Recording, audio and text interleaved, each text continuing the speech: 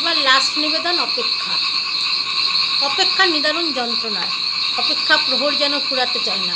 বারবার ঘড়ির কাঁটার দিকে তাকিয়ে যখন তোমার মেসেজ শুধু হুম, হ্যাঁ এবং না তাই সীমাবদ্ধ থাকে, তখন অপেক্ষারা আমার যে ধিক্কার দেয়। অনিশ্চিত অপেক্ষা নিয়ে কে ভালো থাকে বলো? শুনেছি ধৈর্য মানুষের মহৎ গুণ, তবে ধৈর্যের বাঁধ ভেঙে গেলে তার দায়ভার কে নেবে? চারিদিক শুধু শূন্যতার বিস্তারে আমি নিজেকে একা আবিষ্কার করি। কই, তুমি তো দিব্যি মেতে থাকো নিজের কাজে, শত ব্যস্ততার মাঝেও সুখ খুঁজে বেড়াও, রাতের নিদ্রায় শায়িত হও।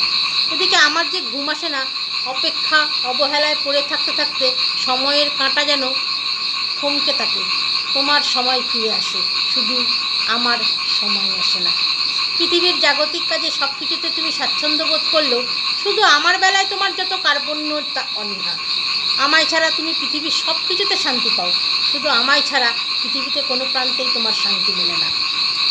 প্রিয় মানুষের জন্য অপেক্ষা করাটা দারুণ অনুভূতির জন্ম দেয়, জানো তো? যদি সে নিশ্চিত অপেক্ষা হয়। নিশ্চিত অপেক্ষা নিয়ে মানুষ হাসি মুখে মৃত্যুর দ্বার অবধি পৌঁছে যেতে পারে অনায়াসে। অনিশ্চিত অপেক্ষায় একটা দিনকে নরকের যন্ত্রণা মনে হয়।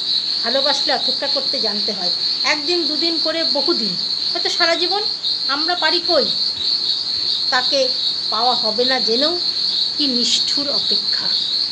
ধন্যবাদ।